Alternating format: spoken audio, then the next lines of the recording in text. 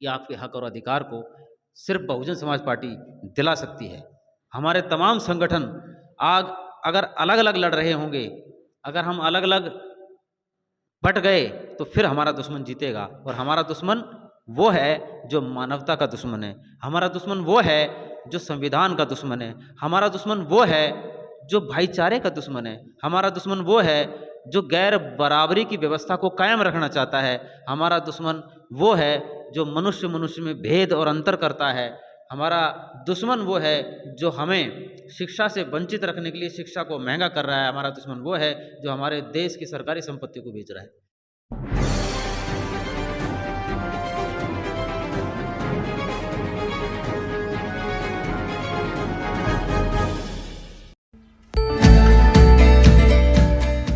कलम के सच्चे सिपाही हैं, कदम सत्ता की ताकतों के सामने नहीं लड़खड़ाएंगे।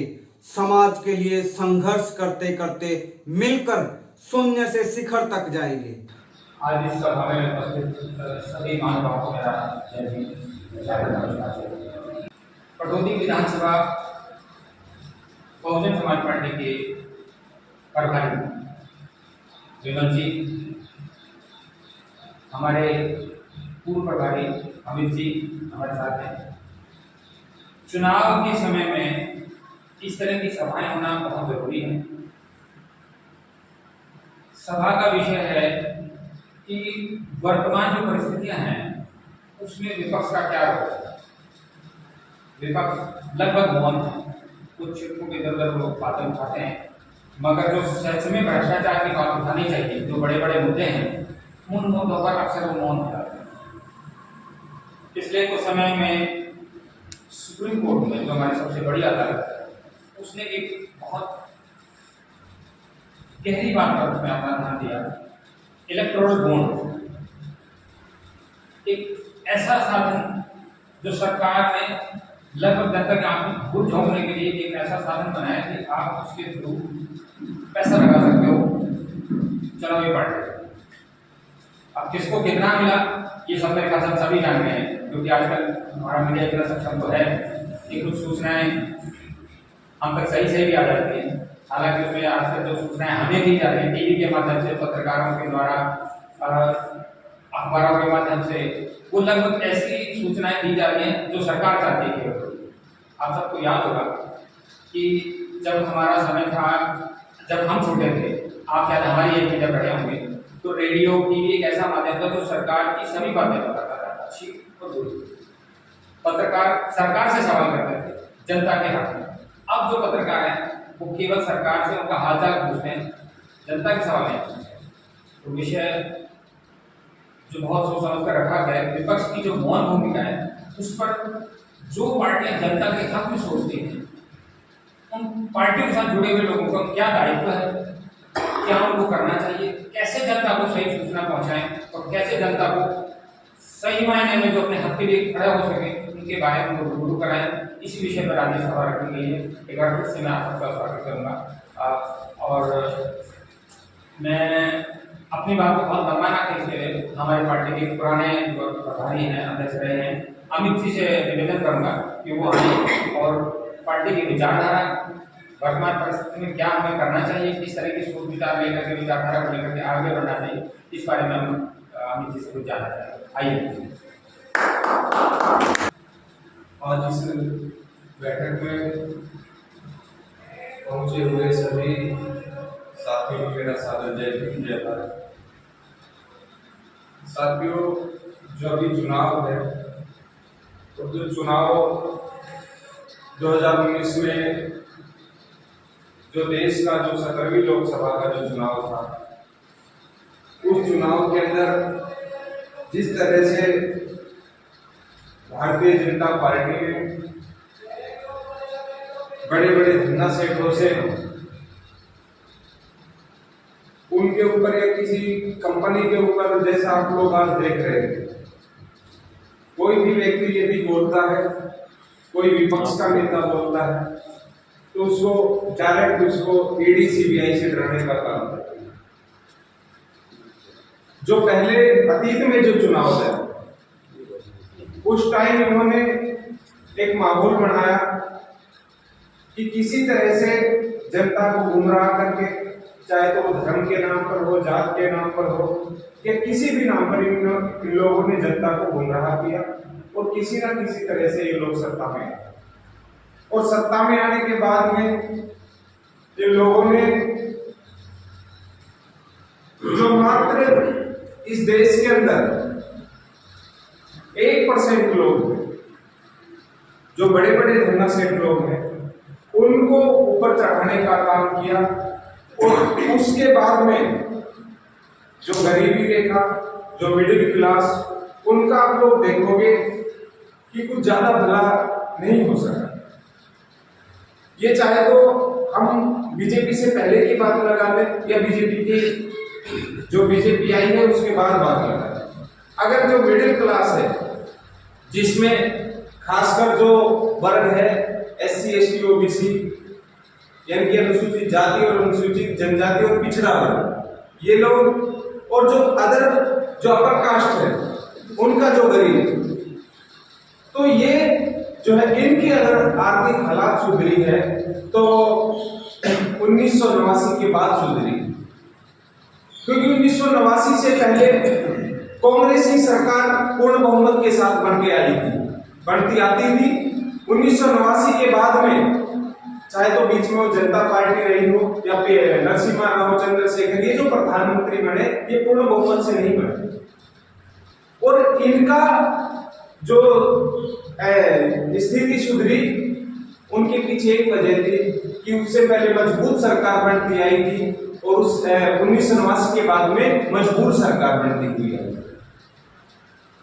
मजबूर सरकार और मजबूत सरकार में फर्क है। अगर आज ये जो इतनी मजबूत सरकार देश के लोगों ने दी, यदि इनका पूर्ण बहुमत नहीं होता तो ये रोज संविधान बदलने की बात ना करते। और ये सिर्फ आपके सामने कि जिस दिन इस देश का संविधान बदल गया, वैसे तो ये कहते हैं कि हमें 400 पार करो, 400 पार करो, तभी हम लोग संविधान बदल सकते हैं। लेकिन साथियों, ये जो लड़ाई है, अब की बात जो लड़ाई है, ये सिर्फ और सिर्फ संविधान बचाने की लड़ाई है। अगर किसी तरह ये लोग अपने मंसूबे में कामयाब हो गए तो साथियों वही, चाहे तो उसमें जनरल समाज के गरीब समाज लोग हो या बहुजन समाज जो ताकतवर है, वही स्थिति पहले आ जाएगी जो 1989 से पहले थी। आप लोग इतिहास उठा करके देखना कि जो भी हमारे सरकारी नौकरी हमारे समाज में आई वो तकरीबन 1989 के बाद आई। वरना इन लोगों ने, जो बाबा साहब अम्बेडकर है, उनको तो 30-35 सालों तक इन लोगों ने भारत रत्न ही नहीं दिया। ये साथियों जनता के मुद्दे आज जिस तरह से एनडीए और इंडिया इन लोगों ने अपनी लड़ाई बनाई है, ये सिर्फ इन दोनों पार्टियों की नूरा कुश्ती है और कुछ नहीं। भारतीय जनता पार्टी के अभी जो 6 सांसद की टिकट डिक्लेयर हुई है और सिर्फ एक मनोहर लाल को छोड़ दे या 1-2 को और छोड़ दे, 10 में से 8 जो लोकसभा के कैंडिडेट हैं, उनका आपको पिछले का रिकॉर्ड चेक करना, वो कांग्रेस पार्टी की जो 8 सांसदों की उन्होंने टिकट डिक्लेयर की है वो कांग्रेस पार्टी की। तो कांग्रेस और पार्टी तो और भाजपा तो एक है।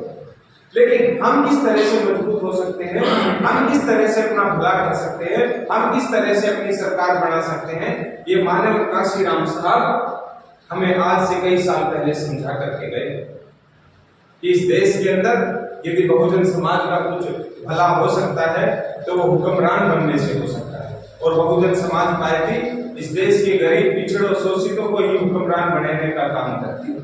इसलिए हम आपसे अनुरोध करते हैं साथियों कि आने वाले चुनाव में बहुजन समाज पार्टी की ज्यादा से ज्यादा अपने इलाके से, अपने बूथ से वोट दिलवाने का काम करें, क्योंकि सत्ता की मास्टर चाबी है। जब तक वो आप लोगों के हाथ में नहीं आएगी तब तक आप लोगों का कुछ भला नहीं। इसलिए साथियों, हम तो आपसे हाथ जोड़ करके अनुरोध करते हैं कि बहुजन समाज पार्टी को अपने क्षेत्र से मजबूत बनाने का काम करें और अपना एक कीमती वोट अपने रिश्तेदारों को फोन करें, अपने भाईचारे में फोन करें कि हमारा यदि कोई भला कर सकती है तो बहुजन समाज पार्टी कर सकती है। आप लोगों ने कांग्रेस को भी देखा है, आप लोगों ने भाजपा को भी देखा है, आप लोगों ने और पार्टियों को भी हरियाणा के अंदर मौका देकर के देखा है। अब अंत में हम लोगों ने अपना भला करना है तो वो बगैर सत्ता के नहीं हो सकता, और जो जिनके हाथों में सत्ता होती है उनके हाथों में सब कुछ है। इसीलिए आप सत्ता को अपने हाथों में ले। जय भीम, जय भारत। अगली कड़ी में मैं निवेदन करूंगा सतीश जी से आए और अपने अनुभव हमारे साथ साझा करें। सतीश जी जो है हमारे इस ग्रामीण क्षेत्र से निकल करके बहुत मेहनती अपना समय बिताया उन्होंने मेहनत में, और आज ये मैं सुब्रत में कार्यरत हूँ। बहुत अच्छा जब मुझे से आप मैं कहूँगा सतीश जी आए और अपने विचार रखें। और अमित जी से रिक्वेस्ट करूँगा कि आप आए। चौहान साहब आपसे निवेदन करूँगा सभी को जय भीम। हम आपस में जुड़ गए अपने एक दूसरे के मदद हम एक दूसरे के काम नहीं करते। ठीक है, हम क्या सोचते हैं अब दूसरा आदमी बड़ा ऊपर बढ़ रहा है तो उसकी बात करते हैं, हम उसकी मदद नहीं करते। मुझे उसकी मदद करनी चाहिए। उसको अगर वो रास्ता भटक रहा है तो मिलके बैठ के उससे बातचीत करके उसके उससे करना। और आज के टाइम में जो बहुजन समाज का हमारा दौर है, अगर ये एकजुटता से होगा, संगठित होकर तो एक जगह अगर अपना पट डालो तो हमारी सरकार को पक्की हमारे सत्ता में हमारे कोई आदमी जिसकी वजह से हमें ये सब करना पड़ा। हमारी कोई बात सुनता ही नहीं, क्या होगा सुनेगा कोई, जब न जब कोई आपका आदमी होगा हमें, जब हमारा कोई आदमी नहीं सुनेगा कौन आदमी। आप दर दर के ठोकर खाए हो, आदि कराना नहीं, ये एप्लीकेशन देते आदि कुछ स्पीकर ही देखने नहीं कराना, बस यही होता रहेगा।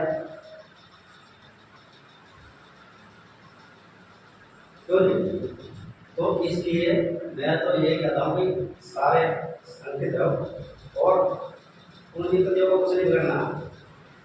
अपर कास्ट निम्न कास्ट ये कुछ नहीं है। अपर कास्ट वाले तो कुछ लोग सभी है, बाकी तो अपर कास्ट में तो जो कास्ट जो है वो कितने लोग हैं, 1% लोग हैं जिनके पास सत्ता की कम से कम 40% भूमि संपदा धन दौलत जो कुछ उन्होंने कब्जा कर रखा है। बाकी 60 में 99% लोग हैं। अब उस 99 भी अगर देखा जाए तो 50% लोग तो ऐसे जिनके पास 1% भी नहीं। तो ये असमानता जो हमारे बीच में है, इसको कैसे दूर करा जाए? जब हम आपस में संगठित होंगे तभी ये सब हो सकता है। बस मैं इस मामले में आगे कुछ बोलूँगा।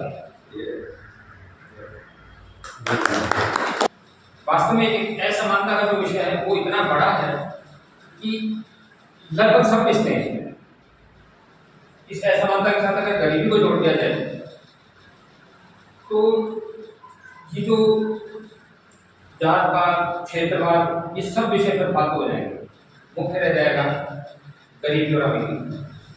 मेरे ख्याल से सभी जातियां ऐसी हैं जिनमें गरीबी है।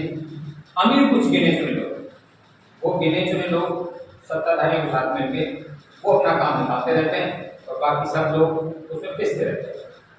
अगली कड़ी में मैं चाहूँगा, कड़ी में रिक्वेस्ट करूँगा महावीर जी से जो अपने विचार रखें और जनता को बताएं, लोगों को बताएं कि कैसे इसको आगे बढ़ाया जा सकता है। आज जटोली के टोला को गाँव को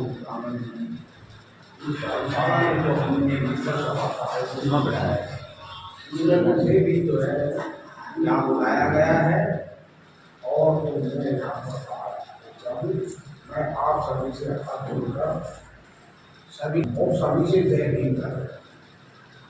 डॉक्टर भीमराव अम्बेडकर के सिद्धांतों को आगे बढ़ाने के लिए हमारे स्वर्गीय काशीराम जी ने जो पार्टी बनाई है, उस पार्टी को आगे बढ़ाते हुए बहन कुमारी मायावती ने जो दायित्व निभाया है, 4 बार उत्तर प्रदेश की मुख्यमंत्री बनकर, और उन्होंने अपना शासन का परिचय दिया है, इसमें किसी को संदेह नहीं हो सकता। इतना अच्छा शासन उत्तर प्रदेश में उन्होंने चलाया है, और उत्तर प्रदेश का मतलब है आधा हिंदुस्तान। आधे हिंदुस्तान का समझो, आधे हिंदुस्तान में शासन किया है उन्होंने। उत्तर प्रदेश इतना बड़ा प्रदेश है और बहन जी ने 4-4 बार उसमें जो है बहन और मायावती ने अच्छे सुशासन का परिचय दिया है। और मैं तो ये कहूँगा, मैं उस विचारधारा से जुड़ा हूँ, बहन जी के स्वर्गीय काशीराम जी के विचारधारा से जुड़ा हूँ और बाबा साहेब डॉक्टर भीमराव अम्बेडकर जी के सिद्धांतों के हिसाब से मैं पार्टी से जुड़ा हूँ और मैं सन 17 से पार्टी के विचारधारा से जुड़ा हुआ हूँ। मैंने बादशाह को लोकसभा का चुनाव 19 का चुनाव बहुजन समाज पार्टी से मैंने फाइट किया है और मैंने वहाँ सभी अच्छे अच्छे मंगल देख सकते जुटाए हैं, सब मेरे सामने नतमस्तक हो गई थी और मैंने बहुत कुशलता से बिना किसी सिक्योरिटी के लिए ऐसे ही महावीर वैसे ही घूम रहा था। मेरे साथ कुछ 30 आदमी थे और जब मैं शहजावास वहाँ पहाड़ की तराई में शहजावास गया तो वहाँ अपने गुर्जर समाज के अपने सरपंच साहब थे, उसने मेरा वो वेलकम किया, वहाँ पर बैठाया मेरे को और वो दूध के बड़ा दाबाजी गिलास इतनी बड़ी बाल्टी भर के उन्होंने अच्छी तरह से उनका सम्मान करने इतना अच्छा सम्मान जो हुआ, तो इतना अच्छा सम्मान जो देता है उसको आपने भूलता नहीं है। इस बार भी चुनाव में लोकसभा के चुनाव में मैंने बहन जी के केवल में अपना नामांकन भेजा है। यदि अगर बहन जी मेरे अंदर कोई काबिलियत देखेंगी और मेरे को आमंत्रित करेंगी और मेरा टिकट अगर बनाएंगी तो मैं जरूर इस लोकसभा को, कोटामा की लोकसभा को बहुजन समाज पार्टी की झोली में डालने का काम करूंगा। इसमें कोई संदेह नहीं समझता। मैं पहले भी कार्यकर्ताओं को हाथ जोड़ के चुका हूँ कि एक बार मेरी मीटिंग हो जानी चाहिए, एक बार मेरी मीटिंग हो जानी चाहिए बहन जी से या युवराज जी से, और फिर देखना सारी सीट हिंदुस्तान के अंदर बहुजन समाज पार्टी की आएगी। बहुजन समाज पार्टी ये वसीयत दीजिए हमें भी जो है गुरु द्रोणाचार्य समझना, गुरु द्रोणाचार्य की तरह हमें चक्रव्यूह रचना आता है और राजनीति के अंदर चक्रव्यूह रचे जाते हैं, उसमें झूठ तूफान सब कुछ चलता है। राजनीति जो है, राजनीति तो फेल की है, सच्चाई की नहीं है बाबूजी, सच्चाई को कोई नहीं मान रहा। अब ये मिले हवाई पुल बना रहे हैं, झूठ के मिले हवाई पुल बना रहे हैं, आप देख रहे हो। कानून बिगड़ती कानून व्यवस्था, महंगाई का तो आपका तो है बिगड़ता, मतलब बेरोजगारी और किसानों की दैनिक दशा, जगह जगह पर तो धरना प्रदर्शन हो रहे हैं, सब कर्मचारियों की अनदेखी, आपका अध्यापक वर्ग का अपमान, लेकिन इस तरह से सबका सब कुछ हो रहा है और कोई कुछ समझ नहीं रहा है, सबका दिमाग हैक कर रखा है। अब ये बीजेपी वाले भी, वो वाजपेयी वाले बीजेपी नहीं है, बीजेपी वाले भी मजबूर हो गए, इनको आरएसएस वालों ने हैक कर लिया है। आरएसएस और ये बीजेपी नहीं है, ये आरएसएस का एजेंडा है। ये फुटपाथ का मौजूद मैं आपको बताता हूँ, उत्पाद का पूजा का कोई संबंध होता है तो मेरे को बताइए, आपको संबंध होता है उत्पाद का पूजा का कोई संबंध? ये जो उत्पादी रोड पर जो उत्पाद मचा रहे हैं, उत्पाद का पूजा का नजदीक कोई भी संबंध नहीं, कोई संबंध नहीं। पूजा दिनों से होती है, किस दूरी कुंडली बसे ढूंढे नहीं, ऐसे घटी घटी राम है दुनिया देखत नहीं। साधु भूखा भाव का और धन का भूखा नहीं, और जो धन का भूखा प्रेस हो तो साधु नहीं। बाबूजी वो साधु नहीं है जो धन का भूखा मिले। और योगी की परिभाषा क्या होती है? योगी कभी भोगी नहीं होता। योग करने वाला आदमी तो जो है वो अपने प्रचार से समाज को सुधारने की बात करता है, वो भोगी। आज तो ये योगी जो है ये भोगी बन रहे, ये भोगी बन रहे, आप देख रहे हो साहब आपके सामने। ये किसी को बताने की बात पड़ी, आप सब समझदार हैं। तो इस तरह का ये नाटक चल रहा है, इसको समझिए आप। और आज सिर्फ और सिर्फ बहुजन समाज पार्टी की तरफ देख रहे हैं लोग। और मैंने 300 को 325 गांव डिस्ट्रिक्ट करे हैं, आपके चेहरे की तरफ देख रहे हैं लोग। आप तत्परता से खड़े हो जाइए। हरियाणा के अंदर ये महावीर वशिष्ठ, थोड़ी सी मेरी बात सुननी गई तो 5 से 4 सीट मैं जीत कर दिखाऊंगा बहुजन समाज पार्टी।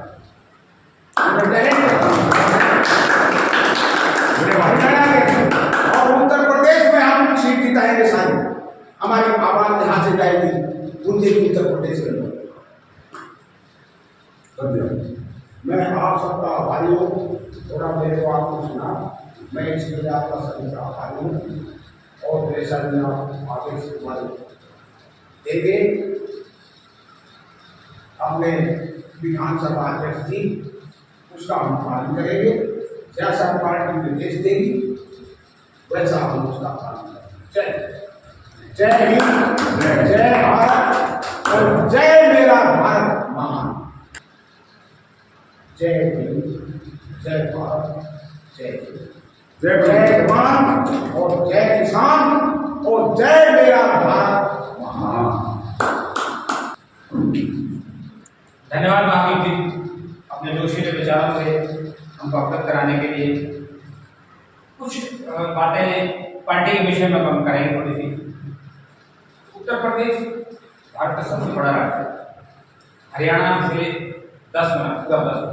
हरियाणा में 10 लोकसभा सीट है, उत्तर प्रदेश 80 लोकसभा, यानी पूरा 10 गुना।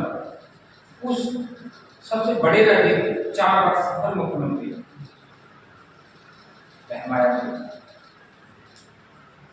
सारा विपक्ष अकेला एक तरफ, बहन जी अकेले एक तरफ। आज इन मुश्किल परिस्थितियों में विपक्ष की हर पार्टी सोच रही है बहन जी का गठबंधन कर दिया जाए। कांग्रेस जो अपने आप को सोच रही थी कि उनके आगे पीछे कोई है ही नहीं, उनसे बड़ा कोई है ही नहीं, वो भी जाके 4 बार पूछ चुकी है बहन जी क्या आप हमारे साथ आ सकते हैं।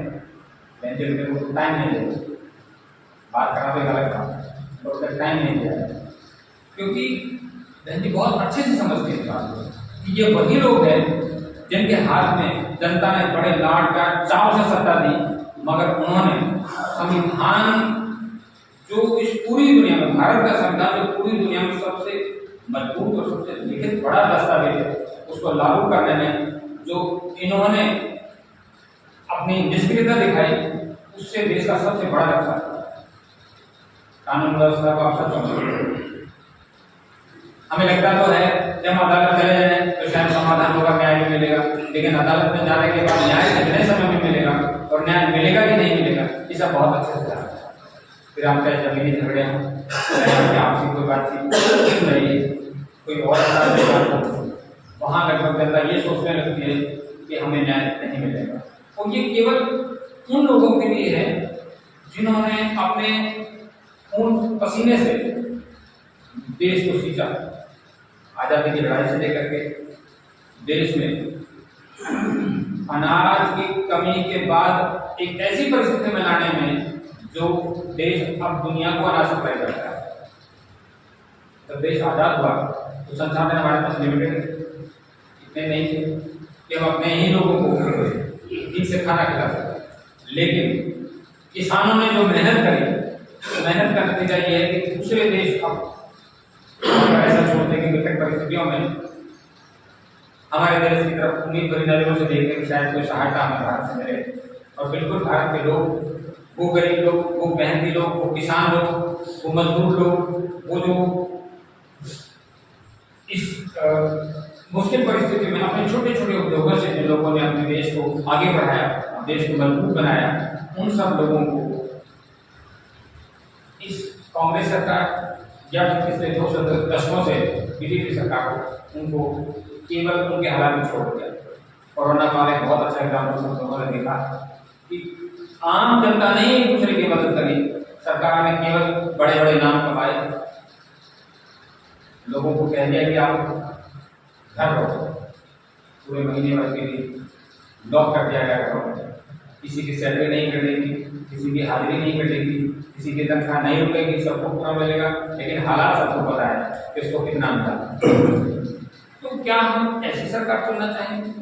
नहीं। जो जनता के हक में नहीं सोचेगी वो सरकार में नहीं चाहिए। हमें वो सरकार चाहिए, हमें वो नेता चाहिए जो जनता के हक में सोचे, जो जनता की बात करे, जनता के सवाल संसद में जाके पूछे। तो मैं अपनी बात को यहीं पर विराम देते हुए प्रभारी जी से, विधानसभा कटौती के प्रभारी जी से, विमल जी से रिक्वेस्ट करूंगा कि वो आए और अपनी बात को रखें और हम सबको अपने विचार से अवगत कराएं। विमल जी।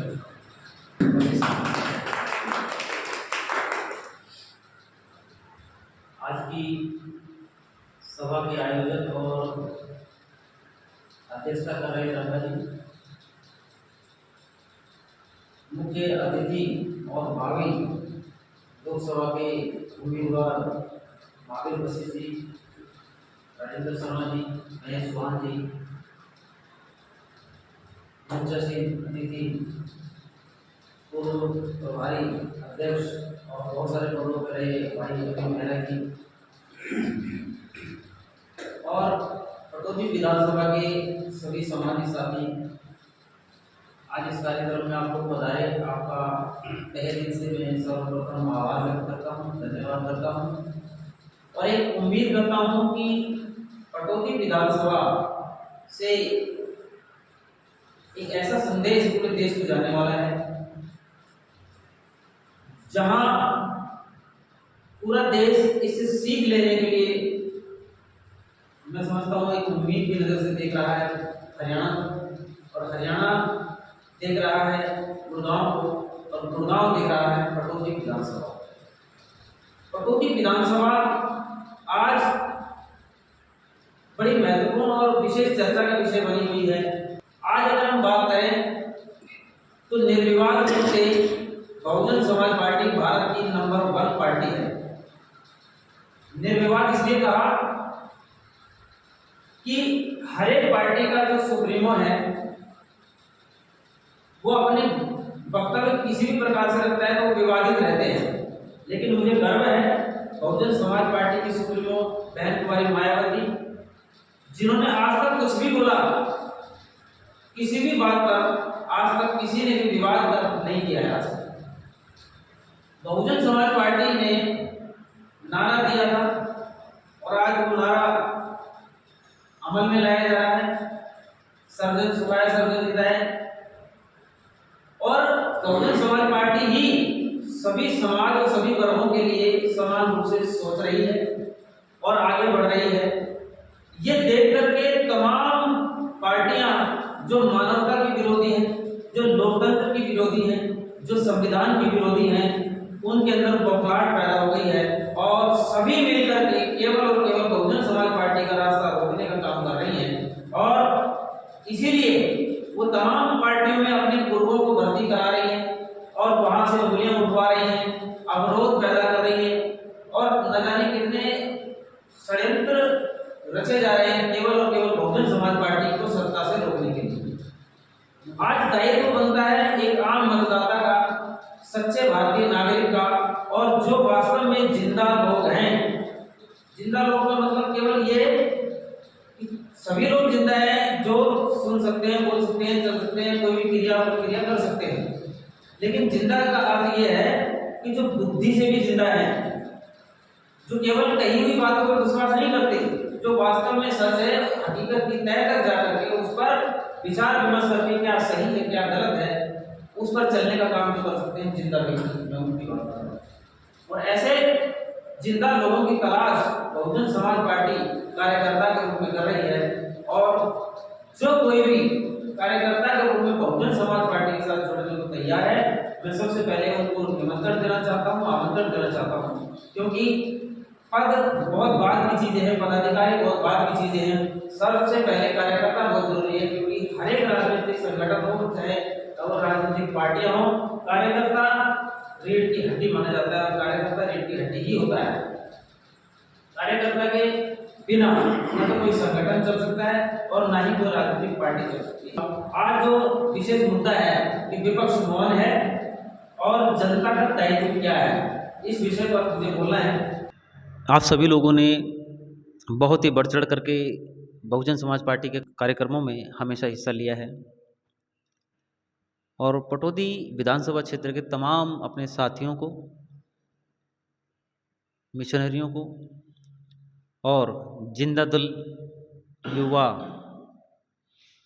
बहुजन समाज पार्टी के सिपाहियों को मैं एक बार फिर से धन्यवाद करता हूं। अपने विषय पर अपनी बात रखनी है और बहुत कम समय में रखनी है, इसका ध्यान रखते हुए मैं आप सब लोगों से मुखातिब हूं। आशा है कि आप सब लोग बड़े ध्यानपूर्वक से आगे भी सुनेंगे। जैसे आपने तमाम वक्ताओं को सुना, आज के कार्यक्रम में जो लोग उपस्थित हुए मैंने अभी अभी बारी बारी से उनका नाम लिया। हमारे बीच में साहब चौहान साहब बैठे हुए हैं, ये कश्यप साहब भी बैठे हुए हैं, वर्मा जी हैं और ये शर्मा जी तो पहले से ही यहाँ पर आ गए थे और सोनी साहब बैठे हुए हैं। मैं दीपू यादव भाई की भी बहुत ही, ये पुन्नू भाई बैठे हुए हैं, खंडेवला गांव से हैं, मनवीर भाई जी हैं, हमारे सेक्टर के प्रधान हैं, अध्यक्ष हैं, संदीप भाई हैं, ये अच्छा संजय भाई त्रिपड़ी जी से हैं, त्रिपड़ी से बैठे हैं। मतलब पटौदी के अलग अलग क्षेत्रों से लोग आए हैं। ये रणशिका से भी बैठे हुए हैं यहाँ पर और कासन गांव से मैं देख रहा हूँ कि एक दो लोग यहाँ पर साथी बैठे हैं। हालांकि कासन गांव में अलग से एक मीटिंग लगाई गई है और जल्दी ही शायद 9 तारीख को भी कार्यक्रम होने वाला है। खैर, अपने विषय पर बात करते हैं कि आज हमें इस लोकतंत्र में, आज़ाद भारत में क्यों जरूरत पड़ रही है कि हमें घर घर जाना है, अलख जगाना है। क्यों जगाना है अलख? आखिर इस देश में क्या गलत हो रहा है जिसके बारे में हमें घर घर जाकर के बताना है। बहुजन समाज पार्टी के मिशन को, बहुजन समाज पार्टी की विचारधारा को, बहुजन समाज पार्टी की नीति और नीयत को घर घर जाकर के क्यों बताना पड़ रहा है? विषय आज के कार्यक्रम का जो है उससे स्पष्ट होता है कि विपक्ष की मौन व निष्क्रिय भूमिका, जनता के दायित्व, ये विषय हमने रखा है। आज विपक्ष पूरी तरीके से खत्म कर दिया गया है। क्या होता था? कोई जीत गया, सत्ता पे आसीन हो गया और वो गलत काम कर रहा है तो विपक्ष की भूमिका होती थी कि उसकी गलतियों को वो उसे बताने का काम करता था। वो नहीं मानते थे तो वो जनता के बीच में जाकर के उनकी गलत नीतियों को बताता था और जनता से सहयोग मांगता था कि उसकी सत्ता को, उसकी तानाशाहियत को उखाड़ फेंका जाए। लेकिन आज विपक्ष मौन है। विपक्ष में आखिर है कौन? विपक्ष में कौन है, ये सवाल है। जो सत्ता में है वही विपक्ष में है। ऐसा कहना शायद मर्यादित तो नहीं होगा, लेकिन हम कह सकते हैं। देश को आज़ाद हुए 75 से भी ज़्यादा साल हो गए, लेकिन देश आज भी आज़ाद नहीं है, लोकतंत्र नहीं है। लोकतंत्र के नाम पर केवल खाना पूर्ति है। एक संविधान होते हुए दो मानसिकता एक साथ चल रही है। गैर बराबरी की व्यवस्था कायम करने वाले लोग इस देश को गुलामी की तरफ धकेलते चले जा रहे हैं और सरकारी तमाम संसाधनों को सरकार बेच रही है। ये लोकतंत्र नहीं हो सकता। आप सरकारी तंत्रों को बेच क्यों रहे हैं? उनको दुरुस्त क्यों नहीं किया जा सकता? आज चंद धनाढ्य लोगों के हाथों में पूरा देश को बेचा जा रहा है। रेल बेच दी, मेल बेच दी, गेल बेच दी, तमाम सब चीज़ें बेच दी गई हैं, एयरपोर्ट बेचे जा रहे हैं। ये दुर्भाग्य देश का है। और जब चीज़ें बेच दी जाएंगी, सरकारी चीज़ें जब नहीं रहेंगी, सब कुछ प्राइवेट हो जाएगा, तो प्राइवेट का तो कोई मालिक होगा और जो मालिक होगा वो अपने हिसाब से सिस्टम चलाएगा। रूल भी उसके चलेंगे, नियम भी उसके चलेंगे, मनमानी भी उसकी चलेगी। लेकिन सरकारी तंत्र होता तो जनता का राज चलता, जनता के रूल चलते, जनता के हित के लिए काम होता। लेकिन प्राइवेट होने पर जनता के हितों का कोई काम नहीं होगा। सगुफा क्या दिया जाता है कि सरकारी तंत्र है इसलिए काम नहीं हो रहा है। आप सरकारी अस्पतालों में चले जाओ, मैं पटौदी की ही बात करूंगा, जिनके नाम नहीं लूंगा मैं किसी प्राइवेट अस्पताल का, लेकिन आप समझ जाएंगे। बड़े बड़े बाबाओं के यहाँ पर बड़े बड़े आश्रम हैं, मंदिर हैं, और उनके अस्पताल भी चल रहे हैं, बड़े बड़े अस्पताल चल रहे हैं। लेकिन जिनके अस्पताल चल रहे हैं वो सरकारी अस्पतालों में बिना लाइन में लगे हुए सीधे जाकर के दवाइयाँ लेते हैं और सरकारी तंत्र का अपने लिए, अपने प्रभाव के बल पर दुरुपयोग करते हैं। ये पटौदी विधानसभा में हमने अपनी आंखों से देखा है। और सारी सरकारी तंत्र उनके सामने सलूट मारने को खड़ा होता है, क्योंकि उनका प्रभाव बड़ा ऊंचा है, उनके रसूख बड़े बड़े बड़े हैं। ऐसे में आम आदमियों के लिए जो अस्पताल खुले हुए हैं उनको उनकी सुविधाएं नहीं मिल पाती है, क्योंकि उनके पास सिफारिश नहीं है, उनके पास वो रुतबा नहीं है, और बेचारे अक्षम होते हुए सरकारी अस्पतालों में भागते हैं। लेकिन सरकारी संस्थानों में उनके लिए कोई व्यवस्था निष्पक्ष रूप से नहीं है। सरकारी अस्पताल में चले जाएं, आपको बस वो गिनी चुनी गोलियां हैं, वो गोलियां पकड़ा करके आपको भेज दिया जाएगा।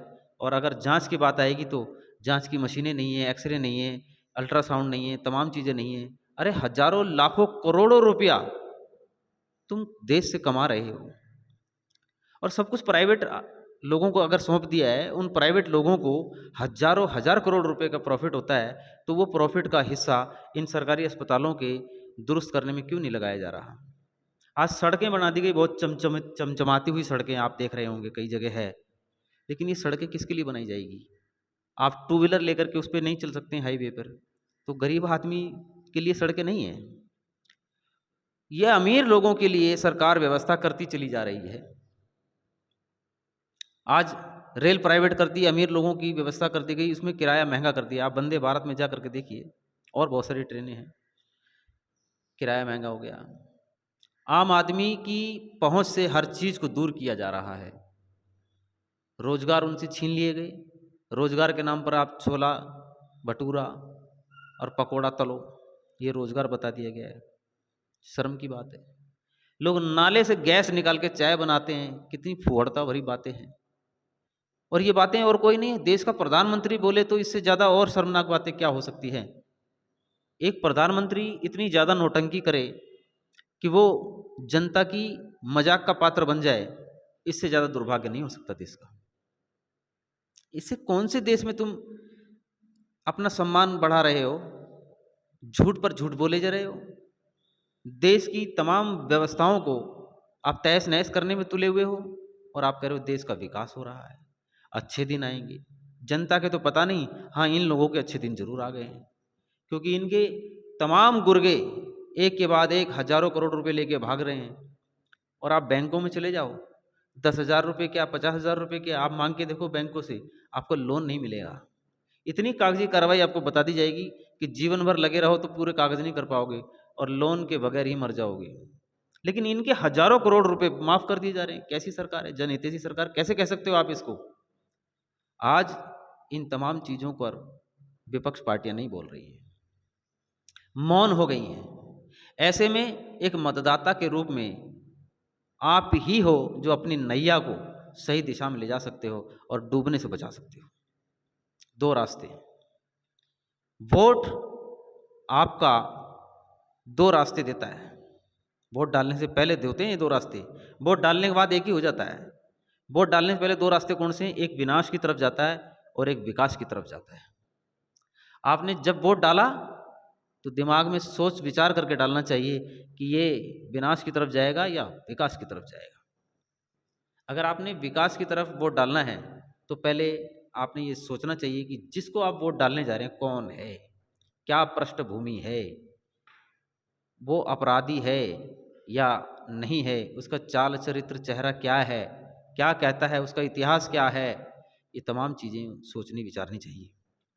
और कोई राजनीतिक पार्टी हो, आपने आंख बंद करके किसी पर भरोसा नहीं करना चाहिए बतौर मतदाता। एक मतदाता ही है जो देश की तरक्की के लिए स्वयं जिम्मेदार हो सकता है और उसके विनाश के लिए भी स्वयं जिम्मेदार होगा। आपको वोट का अधिकार मिला, संविधान ने आपको बराबरी का अधिकार दिया, लेकिन जो लोग आपके वोट के द्वारा चुन करके आते हैं, सत्ता में पहुंच जाते हैं, कभी कभी किसी ने क्या जनता के हितों की बात की? क्या आपके पॉकेट में इतना पैसा आ गया है कि आपके घर आने वाला व्यक्ति मतलब खुश होकर के जाए आपके घर से, भूखा ना जाए आपके घर से? और कोई व्यक्ति ऐसा है कि अब उसको लगे कि ये सरकार आ गई तो अब मैं कर्जे में नहीं हूँ, अब मैं मज़े में हूँ, मेरे घर के परिवार के 4 लोग हैं, 4 में से 2 तो कम से कम मेरे गवर्नमेंट जॉब में लग गए हैं? क्या आप कह सकते हो? क्या आप कह सकते हो कि मेरे पहले मुझे न्याय नहीं मिलता था, मेरे आसपास में लोग देखते थे कि न्याय के लिए दौड़ लगाते थे, लेकिन आज वो दौड़ खत्म हो चुकी है, अब तो न्याय चुटकियों में मिल जाता है, अब मुझे सिफारिश की ज़रूरत नहीं है, बिना सिफारिश के मुझे न्याय मिल जाता है? क्या आप ऐसा कर सकते हो, कह सकते हो? उत्तर प्रदेश में बहन कुमारी मायावती 4 बार मुख्यमंत्री रहीं और वहाँ के लोग गवाह हैं, साक्षी हैं। जो राजकाल शासन उन्होंने उत्तर प्रदेश में देखा वो पूरे देश में देखना चाहते थे और इसीलिए ये पार्टी बहुजन समाज पार्टी पूरे भारत की नंबर 1 पार्टी बन करके उभर रही थी।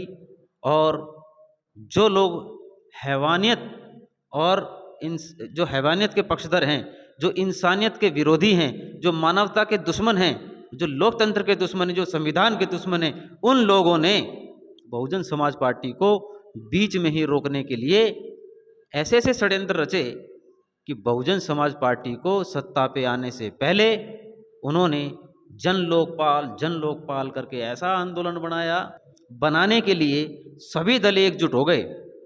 और सभी दल जो एकजुट हुए तो न जाने कहाँ कहाँ से लोगों को पकड़ के लाए, फिल्मी हीरो भी बहुत सारे उसमें आए, पता नहीं कहाँ कहाँ से कलाकार लेकर के आए। लेकिन ये सोचने वाली बात है कि वो लोग कौन कौन थे। फिल्म इंडस्ट्री पर किसका कब्जा है, मीडिया पर किसका कब्जा है, देश के 4 स्तंभ है किसका कब्जा है? आरएसएस, जो कि बैन हो चुका था पूरी तरीके से, पटेल साहब ने इसको पूरी तरीके से बैन कर दिया था और आतंकवादी संगठन तक घोषित किया। आज वही आरएसएस तमाम संगठनों पर, राजनीतिक पार्टियों पर अपना शिकंजा कसे हुए है।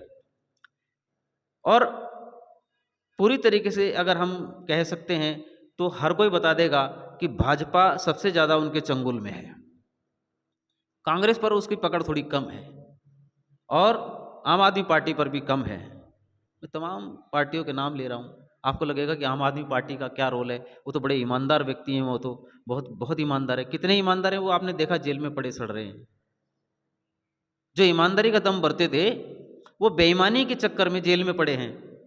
लेकिन ये बात और है कि जिन लोगों ने उन्हें जेल में भेजा वे खुद भी बेईमान हैं, लेकिन खुद जेल से बचे हुए हैं क्योंकि वो सत्ता में हैं और सत्ता की मिशनरी का दुरुपयोग कर रहे हैं।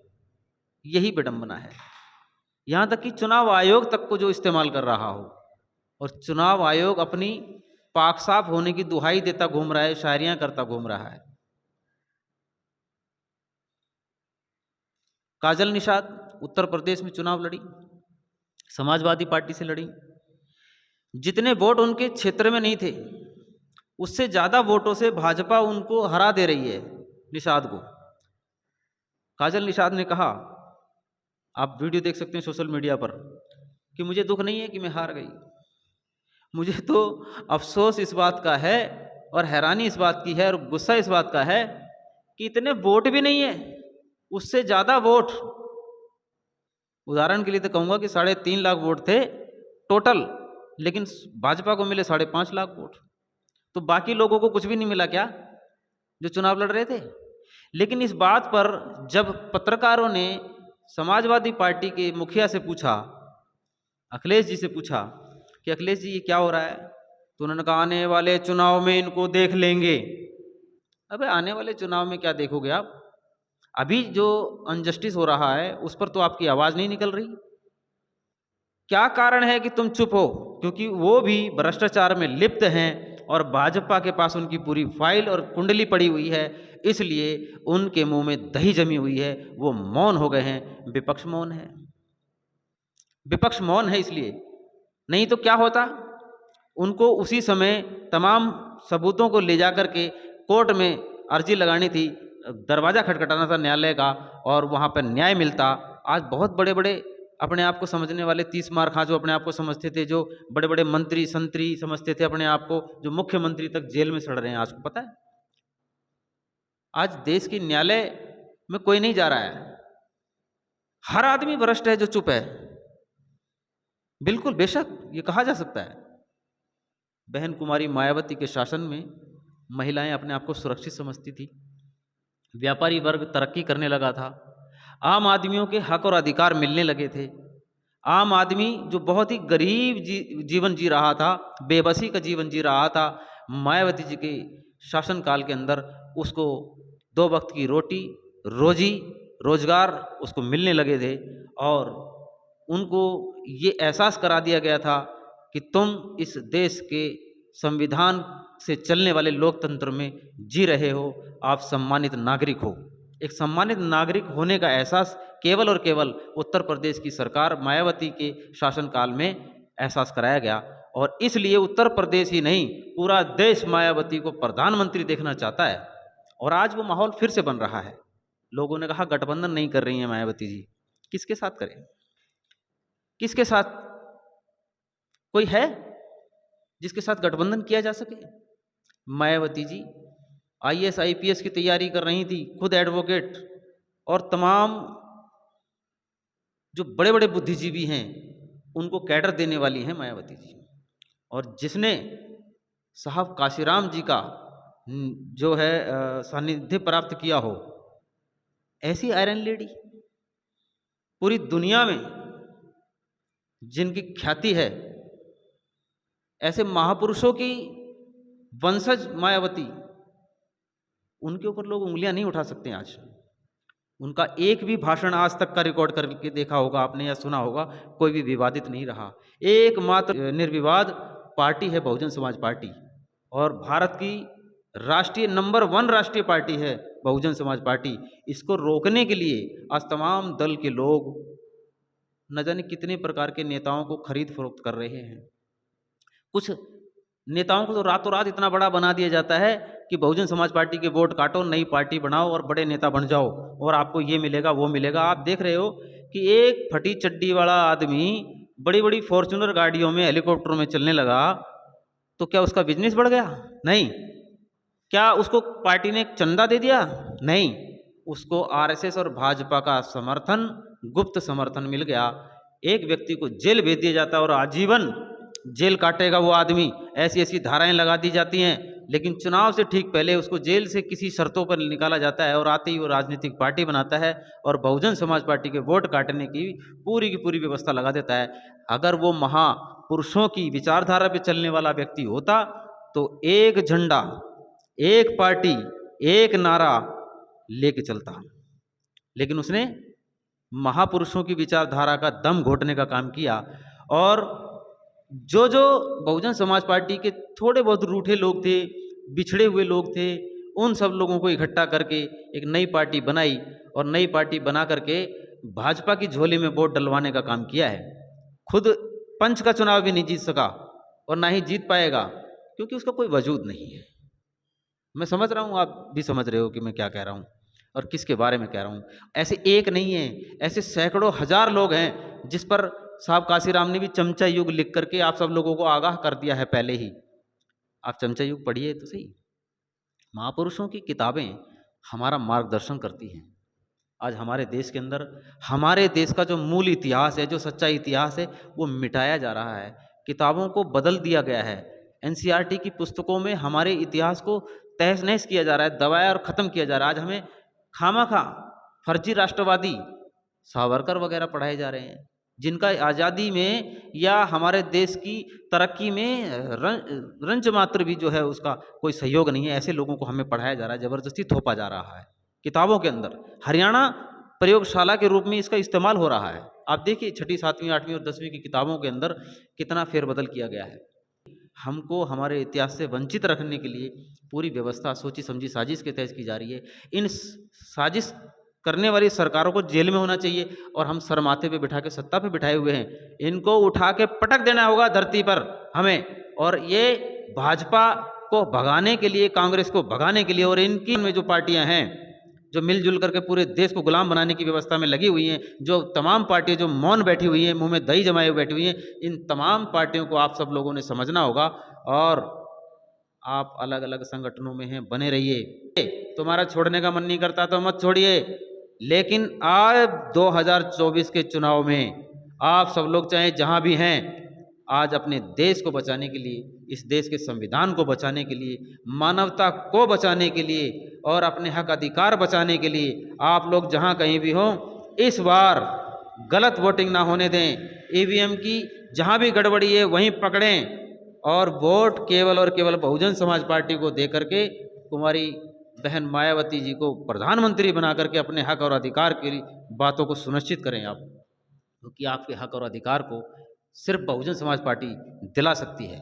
हमारे तमाम संगठन आज अगर अलग अलग लड़ रहे होंगे, अगर हम अलग अलग बट गए तो फिर हमारा दुश्मन जीतेगा। और हमारा दुश्मन वो है जो मानवता का दुश्मन है, हमारा दुश्मन वो है जो संविधान का दुश्मन है, हमारा दुश्मन वो है जो भाईचारे का दुश्मन है, हमारा दुश्मन वो है जो गैर बराबरी की व्यवस्था को कायम रखना चाहता है, हमारा दुश्मन वो है जो मनुष्य मनुष्य में भेद और अंतर करता है, हमारा दुश्मन वो है जो हमें शिक्षा से वंचित रखने के लिए शिक्षा को महंगा कर रहा है, हमारा दुश्मन वो है जो हमारे देश की सरकारी संपत्ति को बेच रहा है। आपको समझ में आया कि दोस्त कौन है और दुश्मन कौन है? जो आपके बीच में कोई गरीब व्यक्ति है, ईमानदार व्यक्ति है और वो देश का उद्धार करना चाहता है, भला करना चाहता है, भूखा प्यासा आपके बीच में जन जागरण का काम कर रहा है, सरकार की नज़रों में तो उसको देशद्रोही बता दिया जाएगा, उसे पाकिस्तानी करार दे दिया जाएगा, तमाम बातों से उसको ऐसा हरासमेंट कर दिया जाएगा कि वे व्यक्ति जन जागरण करने का काम ही छोड़ दें। लेकिन आपने डरना घबराना नहीं है। आज 1 से 2, 2 से 4, 4 से 8, 8 से 18 और 18 से 18 लाख तक लोग जुड़ते चले जा रहे हैं। बहुजन समाज पार्टी की पूरे देश के अंदर लहर फिर से चालू हो गई है। ये लहर, ये जो गोदी ब्राह्मण मीडिया है, ये नहीं दिखाने वाली आपको। आप हजारों लाखों की संख्या में आप बड़ा प्रदर्शन कर दीजिए, ये मीडिया नहीं दिखाएगी, क्योंकि ये मीडिया उन्हीं की है। पूरा कब्जा मीडिया का हो गया है। आज मीडिया खत्म हो चुकी है, ब्लास्ट हो चुकी है, मीडिया नहीं बची। 3 स्तंभ है, 3 स्तंभों में भी उनकी घुसपैठ हो चुकी है। 600 वकीलों ने चीफ जस्टिस ऑफ इंडिया को चिट्ठी लिखी।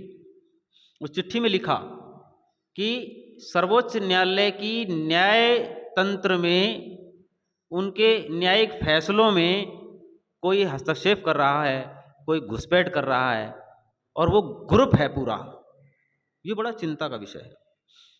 और ये अलग अलग प्लेटफॉर्म पर, सोशल मीडिया के प्लेटफॉर्म पर ये बातें एक के बाद भाजपा की, कांग्रेस की और इन सब मिली जुली जो राजनीतिक दल है और पार्टियां हैं, इनकी पोल खुलती नज़र आ रही है। इसलिए ये क्या कर रहे हैं, आपका चैनल मोनेटाइज होने से रोक दिया जा रहा है, आपकी रीच कम कर दी जा रही है, आपके चैनल को उड़ा दिया जा रहा है, आपकी फेसबुक को हैक कर दिया जा रहा है, आपकी फेसबुक को ब्लॉक कर दिया जा रहा है, आपके यहाँ इंटरनेट की व्यवस्थाओं में गड़बड़ कर दी जा रही है, और तमाम प्रकार की चीज़ें आपके साथ हो रही है।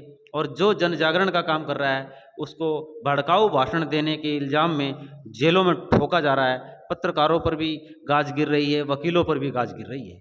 आपको याद होगा कि सड़कों पर आकर के ऑन ड्यूटी जो जज थे, उन्होंने कहा कि देश खतरे में है, देश का संविधान खतरे में, लोकतंत्र खतरे में, इसे बचा लो। ये बात दबा दी गई। आज इस बात को शायद हम लोग भूल गए होंगे। आपको याद होगा बिल्किस बानो कांड, किन लोगों ने अपराधियों को फूल मालाओं से स्वागत किया।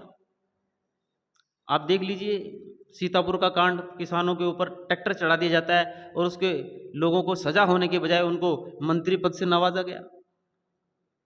आज किसान दुखी है, किसान रो रहा है, सुसाइड कर रहा है, आत्महत्या कर रहा है, किसानों की हत्याएं हो रही हैं, उनको कहीं न्याय नहीं मिल रहा है। आज न्याय व्यवस्था चौपट हो गई है, शासन प्रशासन तमाम चीज़ें सिर्फ दिखावा रह गई है। आज आम आदमी के लिए कोई नहीं बचा। शुरुआत आपसे आपने करनी होगी, शुरुआत आपने करनी होगी। आज आप नहीं जागे तो आगे आने वाला कल और आपकी पीढ़ियों के लिए बड़ा दुखदाई होगा, क्योंकि ये देश फिर से गुलाम बनाया जा रहा है। इस देश की आज़ादी को छीना जा रहा है। इस देश को ख़त्म करने के लिए संविधान को ख़त्म किया जा रहा है। आप देख रहे हो ना कि संसद भवन होते हुए भी एक और संसद भवन बनाया जिसके अंदर राजतंत्र स्थापित किया जाएगा, और उस राजतंत्र को गुमराह कराया जा रहा है जनता को कि हम हिंदू राष्ट्र बनाने जा रहे हैं। अरे कौन सा हिंदू राष्ट्र भाई? और ये देश भारत है, और ये सम्राट अशोक का देश है। ये बुद्ध की भूमि है, जहाँ पर शांति का पाठ पढ़ाया जाता है, जहाँ सत्य और अहिंसा के मार्ग पर चलना सिखाया जाता है, जहाँ पर मानवता सिखाई जाती है। ये कौन लोग हैं जो हैवानियत पर उतारू हैं, जो खून खराबे में विश्वास करते हैं, जो गैर बराबरी में विश्वास करते हैं, जो आपस में नफरत करा करके सत्ता पर बने रहना चाहते हैं। ये बड़ा दुर्भाग्य की बात है कि एक व्यक्ति को प्रधानमंत्री, राष्ट्रपति और मुख्यमंत्री और विधायक बना दिया जाता है, उसके बावजूद वो पूरे 5 साल काम करने की बजाय केवल और केवल अपनी पार्टी का प्रचारक बन के रह जाता है। अरे काम कब करोगे तुम?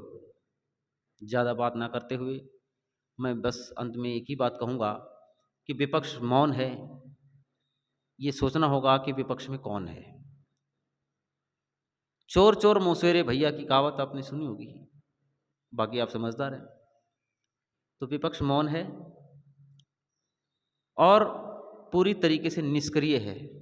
आपके हक अधिकारों की आवाज़, आपके लिए न्याय की आवाज़, आपके विकास की बात, आपके रोजगार के लिए, आपकी महंगाई के लिए विपक्ष नहीं बोल रहा है, जुबान नहीं खोल रहा है। भ्रष्टाचार में खुद ही जो संलिप्त हो वो भ्रष्टाचारियों के खिलाफ बोलेगा भी तो कैसे बोलेगा? इसलिए आप सब लोग ने अपनी कसौटी पर हर एक व्यक्ति को जिसको आप वोट देने जा रहे हो कसना होगा, और एक नया लोकतंत्र, नया इतिहास आपको रचना होगा कि ऐसे व्यक्तियों को चुन करके लेके आए जो पाक साफ और सच्चे होंगे, जो आपके जनसेवा में होंगे। ये नहीं कि रातों रात किसी ने बोला मेरा फलाना राजा, मेरा फलाना राजा। आप किसी के गुलाम नहीं हो। क्या आप ऐसे व्यक्ति को जिताना चाहेंगे जिनके सामने खड़े नहीं हो कि भी आपकी हिम्मत ना हो, जो आपके टेलीफोन तक नहीं उठा सकता हो, जिसके घर दरवाजे पे जाते ही आपके सामने कुत्ते छोड़ दिए जाते हों? क्या ऐसे लोगों के सामने आप जाना पसंद करेंगे जो आपकी सुनता ही ना हो?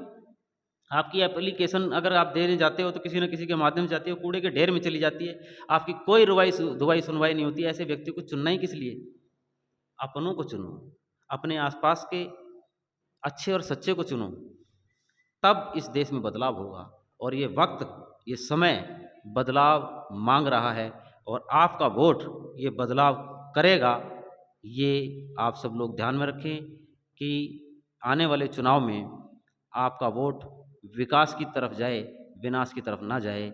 और बहुजन समाज पार्टी आपके बीच में आपकी अपनी राष्ट्रीय पार्टी है, और मुफलिसों और श्रमिकों की, महिलाओं की, बुजुर्गों की, बच्चों की, युवाओं की अपनी पार्टी है बहुजन समाज पार्टी। तो बहुजन समाज पार्टी को आने वाले समय में पूरी तरीके से बहुमत से जिताएं। इसी निवेदन के साथ में आप सब लोगों ने मुझे सुना, आप सब लोगों ने पूरा भरपूर सहयोग दिया, बड़ी शांति के साथ आप सब लोगों ने यहाँ पर उपस्थिति दर्ज कराई। आप सब लोगों का बहुत बहुत आभार। जय भीम, जय भारत, नमो बुद्धाय। सारे अपडेट्स के लिए सब्सक्राइब करें और बेल आइकन को क्लिक करें।